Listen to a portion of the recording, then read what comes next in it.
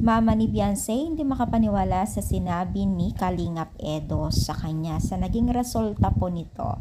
So, bago natin pagpatuloy natin pag-support today's video, kung bago ka pa lang sa aking channel, please subscribe, like, and pakit na rin po natin guys ang notification bell upang ma-update po tayo tuwing ako po nag-upload sa mga viral and trending video.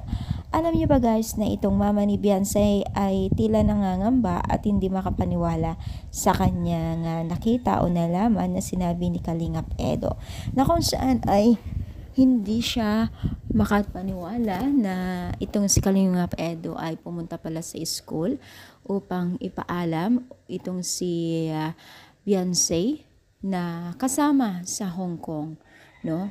So, syempre hindi makapaniwala ang kanyang mama na ito ay si Beyonce ay makakasama siya sa Hong Kong. Yan po kasi yung mga ilang pangako po ng netizens or taga-supporters nila na itong si Beyonce ay dapat makasama sila o makasama sa Hong Kong, no? So, talagang tinupad po at awa ng Diyos ay pinayagan naman po ng principal ng school nila.